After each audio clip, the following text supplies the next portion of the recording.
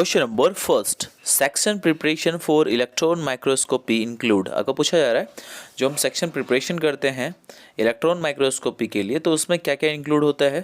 तो ये सारे स्टेप्स जो हैं आपको दिए गए हैं, जैसे microtomy, dehydration, metal impregnation and the last option is all of the above. इसका राइट आंसर हो जाएगा option D, all of the above. यानी माइक्रोटॉमी भी करते हैं, डिहाइड्रेशन करते हैं और मेटल इम्प्रेगनेशन, ये सारे चीज़ जो है हम लोग जो सेक्शन प्रिपरेशन करते हैं इलेक्ट्रॉन माइक्रोस्कोपी के लिए तो उसमें ये सारे प्रोसीजर जो हैं आपके इंक्लूड होंगे। ठीक है, चलिए नेक्स्ट क्वेश्चन देखते हैं। Question number 2, what is concentration of iron in tablet given to pregnant women. आपको पूछा जा रहा है जो प्रेग्नेंट वोमेन होती है उसको जो आयरन टैबलेट जो दिया जाता है तो उसमें आयरन का कॉन्सेंट्रेशन कितना होता है। तो उसका राइट आंसर हो जाएगा ऑप्शन बी, 60 mg। ये 60 mg हो या 30 to 60, आपको ये याद रखने हैं। यदि रेंज में भी कभी हो तो 30 to 60 mg जो होता है उतना हम लोग आयरन जो होता है वो प्रेग्नेंट वोमेन को रिकमेंड किया जाता है। और फॉलिक एसिड यदि पूछा जाता है तो 0.4 mg या 400 माइक्रोग्राम, ये आपको याद रखने हैं। ठीक है, ये क्यों दिया जाता है तो आपको याद रखना है कि जो मैटरनल एनीमिया होता है उससे प्रिवेंट करने के लिए, या जो लो बर्थ वेट होता है उससे प्रिवेंट करने के लिए, प्री टर्म बर्थ को से भी प्रिवेंट करने के लिए हम लोग फॉलिक एसिड और आयरन ये रिकमेंड किया जाता है प्रेग्नेंट वोमेन को। ठीक है, चलिए नेक्स्ट क्वेश्चन देख लेते हैं। Question number 3, which is not a water soluble vitamin. आपको पूछा जा रहा है इनमें से जो दिए गए विटामिन हैं उनमें से वाटर सोल्यूबल विटामिन कौन सा नहीं है। तो इसका राइट आंसर हो जाएगा ऑप्शन डी, विटामिन के। विटामिन के यानी कैल्सीफेरॉल, ये जो है ये वाटर सोल्यूबल नहीं होता है। ठीक है, ये आपको याद रखना है, ये फैट सोल्यूबल विटामिन है। और यदि हम बात कर लेते हैं थायमिन के बारे में तो थायमिन यानी विटामिन B1। यदि राइबोफ्लेविन के बारे में यदि हम बात करते हैं तो राइबोफ्लेविन विटामिन B3 है और बायोटीन जो है वो B7 है। ठीक है, तो आपको याद रखने हैं ये सारे, क्योंकि विटामिन बी यदि जो है वो विटामिन बी तो पूरा वाटर सोल्यूबल होता ही है, तो उसके ये सारे जितने भी विटामिन दिए हुए हैं तो वो सारे वाटर सोल्यूबल होंगे। ठीक है, चलिए नेक्स्ट क्वेश्चन देख लेते हैं। Question number 4, which is a vitamin. आपको पूछा जा रहा है इनमें से जो दिए गए हैं तो इसमें से विटामिन कौन सा है। तो इसका राइट आंसर हो जाएगा ऑप्शन सी, थायमिन। आपको याद है थायमिन के बारे में अभी मैंने बताया भी था। थायमिन जो होता है वो विटामिन B1 होता है, तो थायमिन क्या है, वो विटामिन है। ठीक है, चलिए नेक्स्ट क्वेश्चन देखते हैं।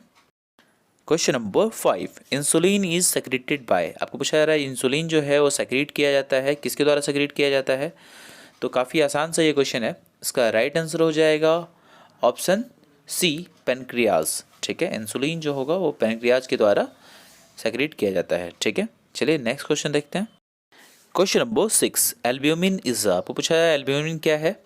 तो सबको पता है कि एल्ब्यूमिन क्या होता है।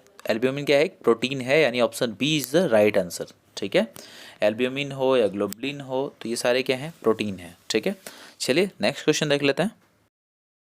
Question number 7, best when for sample collection for blood gas analysis bye analyser. आपको पूछा जा रहा है कि जो ब्लड गैस एनालिसिस के लिए जो हम लोग सैंपल कलेक्ट करते हैं वो उसके लिए बेस्ट वेन कौन सा होगा। तो उसका राइट आंसर हो जाएगा ऑप्शन डी, आर्टेरियल वेन। ठीक है, आर्टेरियल वेन के बारे में अब देखिए, आर्टेरियल वेन से जो हम लोग ब्लड कलेक्ट करते हैं तो उसमें हम लोग चेक क्या करते हैं, तो जो ब्लड गैस टेस्ट होता है उसमें मेज़र किया जाता है ऑक्सीजन के अमाउंट को और कार्बन डाइऑक्साइड के अमाउंट को, ये ब्लड में कितना ये प्रेजेंट है। ठीक है, इसको हम लोग आर्टेरियल ब्लड गैस टेस्ट भी कर सकते हैं इसको। ठीक है, आपको याद रखना है। चलिए अब नेक्स्ट क्वेश्चन देख लेते हैं। Question number 8, genetic engineering help in preparation of. आपको पूछा है जो जेनेटिक इंजीनियरिंग है वो किस चीज़ के प्रिपरेशन में हेल्प करती है। तो यहाँ पे इसका राइट आंसर हो जाएगा ऑप्शन सी, इंसुलिन। ठीक है, जो जेनेटिक इंजीनियरिंग है वो इंसुलिन के प्रिपरेशन में हेल्प करती है। ठीक है, चलिए नेक्स्ट क्वेश्चन देखते हैं। Question number 9, thinner smear of blood is made when angle of spreader with slide is. आपको पूछा जा रहा है जब हम लोग थिनर स्मेयर तैयार करते हैं ब्लड के द्वारा तो वहाँ पे जो एंगल होता है स्प्रेडर का और स्लाइड का वो कितना होना चाहिए उसके बीच में एंगल। तो उसका राइट आंसर हो जाएगा ऑप्शन बी, 40 to 50 डिग्रीज जो है ये एंगल होना चाहिए, यानी 40 से 50 डिग्री एंगल जो होगा उसमें हम लोग स्प्रेडर और स्लाइड के बीच में यदि इतना एंगल होगा तो थिन स्मेयर हम लोग तैयार कर सकते हैं। ठीक है, चलिए नेक्स्ट क्वेश्चन देखते हैं। Question number 10, small central pallor in RBC is seen in. आपको पूछा जा रहा है वो छोटा सा सेंट्रल पेलर जो आरबीसी में पाया जाता है वो कब किस कंडीशन में पाया जाता है। तो उसका राइट आंसर हो जाएगा ऑप्शन डी, नॉर्मल आरबीसी। तो जो नॉर्मोसाइट्स होते हैं उसमें जो सेंट्रल पेलर होते हैं वो बहुत छोटे होते हैं, यानी 1/3 एरिया में ये फैले होते हैं, ठीक है। और यदि हम बात करेंगे हाइपोक्रोमिक में, तो हाइपोक्रोमिक में क्या होता है, ये ज़्यादा बड़े एरिया में फैले होते हैं, ठीक है।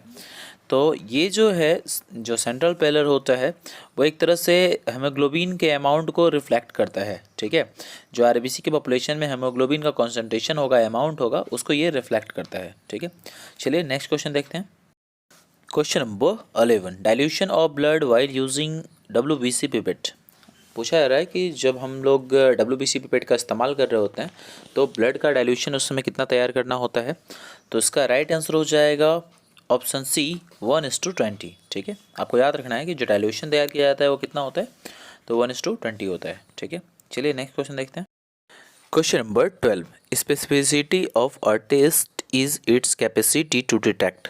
यानी जो टेस्ट का स्पेसिफिसिटी होता है वो उसके किस चीज़ को डिटेक्ट करता है, तो ट्रू पॉजिटिव। ये जो ट्रू पॉजिटिव यानी ऑप्शन डी है उसको डिटेक्ट करता है। यानी एक तरह से आप कह सकते हैं जो ट्रू पॉजिटिव रिजल्ट होता है तो उसके डिटेक्ट करने की कैपेसिटी होता है ये स्पेसिफिसिटी, ठीक है।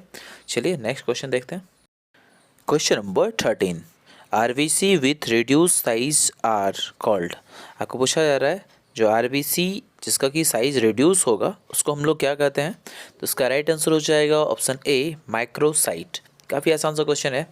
माइक्रोसाइट होगा तो आरबीसी जो होगा साइज छोटा होगा। यदि हम लोग डी नंबर जो है हमारा नॉर्मोसाइट्स है तो इसका मतलब है ये जो साइज है वो का मतलब नॉर्मल है। अब यदि हम हाइपरक्रोमिक बोलते हैं तो ये काफ़ी बहुत ज़्यादा हो जाएगा। माइक्रो तो नॉर्मल से थोड़ा ज़्यादा होगा, ठीक है। तो ऐसे आपको याद रखना, नाम से भी पता चलता है, ठीक है। चलिए नेक्स्ट क्वेश्चन देखते हैं। Question number 14, minimum primers used in PCR. जो पीसीआर टेक्निक होता है पॉलीमरेज चेन रिएक्शन, उसमें पूछा जा रहा है मिनिमम प्राइमर कितने इस्तेमाल किए जाते हैं। तो उसका राइट आंसर हो जाएगा ऑप्शन ए, 2 प्राइमर, ठीक है। आपको याद रखना है मिनिमम 2 प्राइमर का इस्तेमाल किया जाता है पीसीआर टेक्निक में, ठीक है। चलिए नेक्स्ट क्वेश्चन देख लेते हैं हम। Question number 15, which one is increased in iron deficiency anaemia. आपको पूछा जा रहा है जो दिए गए हैं उनमें से कौन बहुत ज़्यादा इंक्रीज हो जाता है आयरन डेफिशिएंसी एनीमिया में। तो इसका राइट आंसर हो जाएगा ऑप्शन डी, TIBC, यानी टोटल आयरन बाइंडिंग कैपेसिटी। ये जो होता है वो बहुत ज़्यादा इंक्रीज हो जाता है जब आयरन डेफिशिएंसी एनीमिया होता है, ठीक है। चलिए नेक्स्ट क्वेश्चन देखते हैं। Question number 16, most abundant anion in extracellular fluid. आपको पूछा जा रहा है मोस्ट अबंडेंट एनायन कौन होगा जो एक्स्ट्रा सेलुलर फ्लूइड में पाया जाता है। तो उसका राइट आंसर हो जाएगा ऑप्शन सी, क्लोराइड। आपको याद रखना है क्लोराइड जो होता है वो एनायन है, ये तो आपको पता ही है। और यदि यहाँ पे एनायन की जगह केटायन यदि पूछा जाता तो सोडियम हो जाता, ठीक है। चलिए नेक्स्ट क्वेश्चन देखते हैं।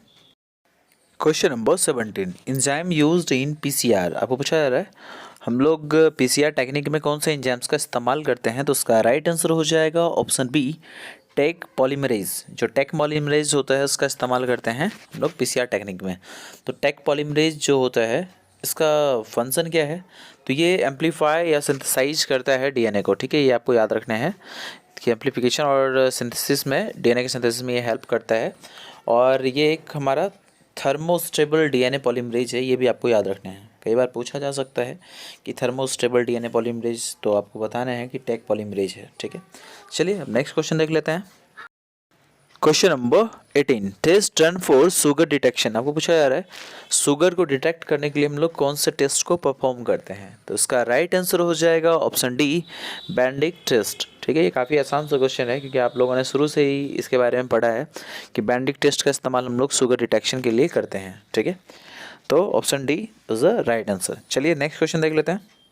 Question number 19, microphages of brain. आपको पूछा जा रहा है माइक्रोफेजेस ब्रेन का, तो इसका राइट आंसर हो जाएगा ऑप्शन बी, माइक्रोग्लियल सेल्स, ठीक है। जो माइक्रोफेज होगा ब्रेन का उसमें कौन सा सेल्स होगा, तो माइक्रोग्लियल सेल्स, ठीक है। चलिए नेक्स्ट क्वेश्चन देख लेते हैं। आज के इस वीडियो का ये आखिरी क्वेश्चन है, question number 20। If doctor ask to you to collect blood for APTT, then which tube you will choose PT and for blood collection. आपको पूछा जा रहा है प्रोथ्रोम्बिन टाइम करने के लिए या तो एपीटीटी करने के लिए आप जो ब्लड कलेक्ट करोगे सैंपल, तो वो कौन से ट्यूब में करोगे। तो इसका राइट आंसर हो जाएगा ऑप्शन सी, सिट्रेटेड। ठीक है, जो सिट्रेटेड ट्यूब होता है उसमें किया जाएगा, सोडियम सिट्रेटेड ट्यूब।